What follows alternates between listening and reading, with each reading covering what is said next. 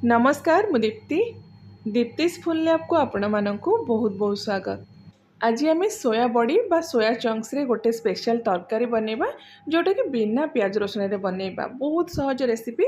आउ स्पेशली जो मैंने नुआ नुआ रोसे करुँच बा बैचलर्स मानक पई एटा गोटे बढ़िया रेसिपी। बेसी टाइम भी लागबनी आ बेसी परिश्रम भी करने पड़बनी, आराम से आपण एटा को बनै पारिबे। आउ ए जो तरकारीटा ना आज आम होटेल रेस्टोरेंट स्टाइल रे बनैबा किंतु पियाज रसुण व्यवहार करवानी। तो आशा करुँची पसंद आसब रेसिपीटी। शेष जाए भिडटी देखु, स्किप करंतुनी। वीडियो देखि सारा पर जदि आपको रेसिपी पसंद आसूची प्लीज वीडियो को लाइक आउ शेयर कर दिंतु। चैनल नुआ देखुले चैनल को सब्सक्राइब करने बिल्कुल भी भूलें। तो ये जो सोया चंक्स बा सोया बड़ी रेसिपी बनवाई फास्ट ये देखु 2 कप मुझे सोयाबीन बड़ी बा सोया चंक्स आपड़ जी परिमाण में बनइबे से हिसाब से आप सोया बड़ी यूज करेंगे। तो ये मु रेगुलर साइज रो सोया बड़ी यूज करी मिनी साइज बा छोट साइज रो भी सोया बड़ी आप नहीं पारे। तो ये गोटे बड़ जगह को आम देदेबा से गोटे चामच पाखापाखि लुण आड करवा। तापर देखो ये मुझे गरम पानी किसी मिक्स करुँची। पानी आप गरम करेंगे टिके फुटवा स्टेज को जिते पलि आसो से पानीटा को आप मिक्स करदे। तो ताको भल भाव एमती गोलैदबा, गोलैकी 10-15 मिनिट एमती आम साइड रखीदे। सोया चंक्सटा जमती आमर टिके फुलिकी नरम हो। आउ ये भी जदि आप चाहिए सोया बड़ी को पानी रे अल्प टिके लुण देकी 5 मिनिट ताकू सिझेदेवे बा फुटेदेवे। तापर आपन ताकू गोटे जाली रे बाहर करके ठंडा करदेवे। से भी सोया बड़ीटा आपणकर कम टाइम रे पूरा नरम हो बतुरी जीव। तो पाखापाखि 15 मिनिट पर आमर जो सोया बड़ीटा पूरा नरम हो जाए, भल भाव बतुरी जाइए, सहित पानी भी आमर ठंडा हो जाए। तो सबू सोया बड़ी को एमती हाथ में चिपुड़ी गोटे प्लेट को बाहर करदे, जहाँ भी एक्स्ट्रा पानी थी से सब बाहर जीव। तापर ये देखु 200 ग्राम पाखापाखि मु फ्रेश दही नहीं, फ्रेश दही ने खट्टा दही यूज करेंगे। ताको आप एमती गोटे आधा घंटा आगु जाली रे बाहर करदे, जहाँ भी एक्स्ट्रा पानी बा खट्टा पानीटा थी से सब बाहरी जीव। आउ एमती कले कौन हम ना तरकारी आपणकर बिल्कुल भी खट्टा हेनी। आउ एठी ना जदि आप चाहिए जो दहीटा को गोटे पतला सफा कपड़े भी गोटे उच्चा जगार हो बा किचेन रो जो टैप अच्छी से भी आप टंगेकी पाखापाखि 15-20 मिनिट रखीदे, से भी एक्स्ट्रा पानीटा बाहरी जीव। तो ये देखो से जो दहीटा को एबे आमे गोटे बड़ जगह को देदेबा। तापर से गोटे छोट चामच हलदी गुंड आउ गोटे चामच लंका गुंड, ये मु काश्मीरी लंका गुंड यूज करी। जदि आप राग पसंद करुँच तो राग लंका गुंड भी आप नहीं पारे। ता सहित 2 छोट चामच धनिया गुंड, गोटे चामच भजा जीरा गुंड, आठी गोटे बड़ चामच आम नहीं कसुरी मेथी। आउ ये कसुरी मेथी आप बिल्कुल भी स्किप करेंगे। तापर आम ए ऐड करवा अधा छोट चामच गरम मसला गुंड, ता सहित ये देखु 1.5 बड़ चामच पाखापाखि मु नहीं बेसन। तो ये जो बेसनटा को आम ये ना कंचा मिक्स करवानी, जेकोसी गोटे एमती फ्राई पैन हो बा एमती गोटे तड़का पैन आप गरम करदे। से लो फ्लेम रे 1-1.5 मिनिट आप जो बेसनटा को भाजीदेवे, सुखिला भाजबे, तेल बिल्कुल भी ऐड करेंगे। तो जितेबाला टिके से बास्ना आसवा स्टार्ट होपर आप गैस फ्लेम को बंद करदे। आउ से भजा बेसनटा को ये मिक्स करेंगे। आउ ध्यान रखिए बेसन रो कलर जमती चेंज न हो। तापर देखु आम गोटे बड़ चामच अदा छेचा बा अदा को आप ग्रेट करके मिक्स करेंगे। तापर गोटे हैंड बीटर भल भाव सब जिनस को ये मिक्स करदे। हैंड बीटर जदि यूज करेंगे बहुत बढ़िया से मिक्स हो। बेसन भी आपणकर गोटा गोटा रही पूरा बढ़िया से दही सहित ये मिक्स हो। तो भल भाव मिक्स हो सारापर सब जिनस जो आम सोया बड़ी को बतुरेक रखी सब बतुरा सोया बड़ी को ये मिक्स करदे। ता सहित ये देखो गोटे बड़ साइज रो मु आलू नहीं, जार चोपाटा को मु बाहर कर देकी एमती छोट छोट क्यूब्स रे काटी देछि। ताको भी आम ये ऐड करदे। 2टा गोटा कंचा लंका मिक्स करेंगे, राग जदि पसंद तो कंचा लंका को आप छोट छोट खंड करके मिक्स करेंगे। तापर जी परिमाण आप सब जिनस नहीं ताकू देखिकी स्वाद हिसाब से लुण ऐड करेंगे। भल भाव एमती हाथ में सब जिनस को ये मिक्स करदे।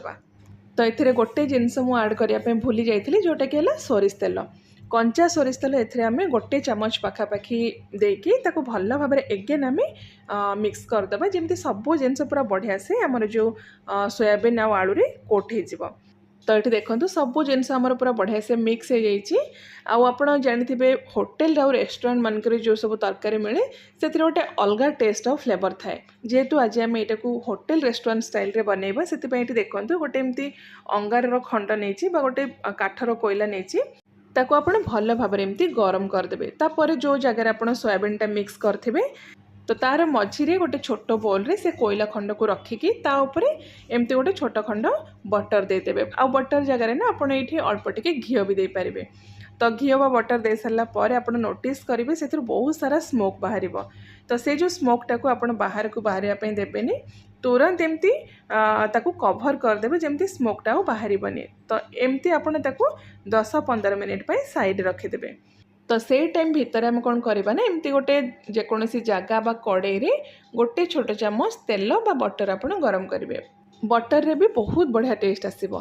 तो ये देखो गोटे बड़ साइज्र कैप्सिकम आ गोटे बड़ साइज्र मु टमाटो नहीं टमाटो आपण मंजी बाहर करदे। आउ दीटा जाक आपण एमती टिके बड़ बड़ खंड रखिकी काटिदेबे।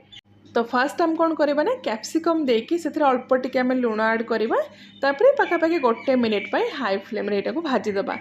तो ये जो कैप्सिकमटा को आप ना बेसी भाजबेनि क्रंची जमती रही टाइप आप हाई फ्लेम रे गोटे मिनिट भाजीदेवे बेसी समय भाजबेनि आ टिके जमती भाजी होपर जो टमाटो आम रखी ताको भी आम देकी पाखापाखि 30-40 सेकेंड हाई फ्लेम रे एपट सेपट करदे कहीं टमाटोटा बहुत जल्दी सॉफ्ट हो जाए आम ए लुण भी ऐड कर तो से पाखापाखि 30-40 सेकेंड आप हाई फ्लेम रे भाजीदेवे।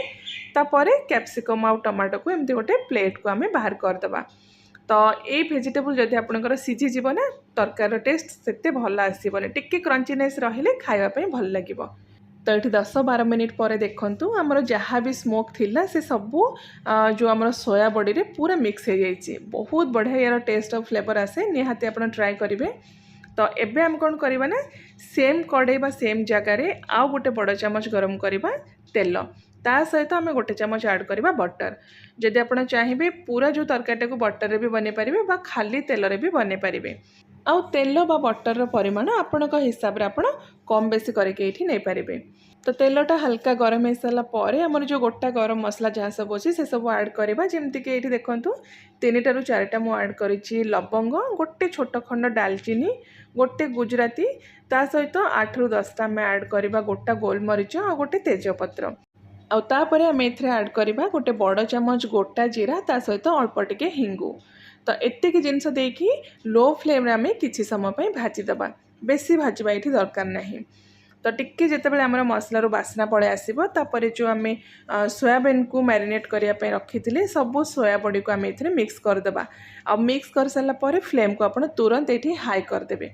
हाई फ्लेम रे ये जो सोया बड़ीटा को आम मिनिमम 5-6 मिनिट ये कषा जदि तले आपणकर लगी जाऊँगी तल टिके पोड़ी जाऊँगी तो आप अल्प टिके पानी भी ये मिक्स करके हाई फ्लेम रखिकी मीडियम टू हाई फ्लेम रे आपण 5 मिनिट 5-6 मिनिट भल भाव को कषिबे आउ जिते भल भाव ये कषिबे तरकार टेस्ट भी सेते बढ़िया आसीबो। मिनिमम आप 5 मिनिट भल भाव एमती कुक करेंगे आउे जो जगार आप मैरिनेट करथिबे ना से जो आम मसला और दही सब लगी पाखापाखि गोटे कप पानी देकी से जो जगटा को भल भाव धोईकी से जो मसला पानीटा को आम ऐड करदे आउ एक्स्ट्रा जी आपको पानी दरकार ग्रेभीर कंसिस्टेंसी देखिकी से हिसाब से आप एक्स्ट्रा ए पानी ऐड करेंगे। तो टोटाल ये 1.5 कप पाखापाखि पानी ऐड करी भल भाव एमती आम गोलेदेवा एपट सेपट करदे।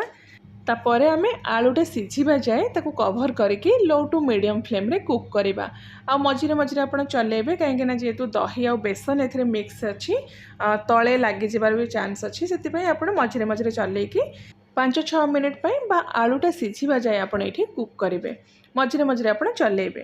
तो ये देखो पाखापाखि 6-7 मिनिट पर मुझे देखा आलूटा ये देखो पूरा बढ़िया से आम सिझी जाइए। तो आउ बेसी टाइम आम ये कुक करवानी ऑलमोस्ट आम तरकारी ये रेडी हो गलानी।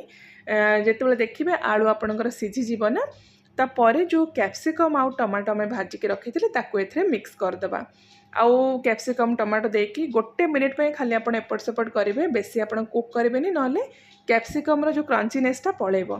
तो टिके एमती सब जिनस को एपट सेपट करके मिक्स करदे आउ जदि धनिया पत्र अच्छी तो यही स्टेज रे आप धनिया पत्र को भी काटिकी छोट छोट खंड करके ये मिक्स करेंगे। तो ये देखु आमर तरकारी पूरा रेडी हो गला रुटी पराठा भात क्या सहित भी खातु बहुत बढ़िया लगे। आउ यार जो कंसिस्टेंसी ना आप एमती ही रखिए भिडियो आपन को टिके सुखिला लगुथिबो किंतु सोयाबड़ी जेहेतु मॉइस्चर बेसी ऑब्जर्व करे खाइबा पई बिल्कुल भी सुखिला लागबनी गोटे मस्ट ट्राई रेसिपी निश्चय आपण थरे ट्राए करंतु सेम प्रोसेस रे बिना प्याज रसुन रे केमती लागला आपणकर मतामत भी मो सहित निश्चय शेयर करंतु। तो मु आउ थरे आपण मानक पई गोटे बहुत ही बढ़िया नुआ रेसिपी नहीं के आसीबी। Till then take care and bye bye.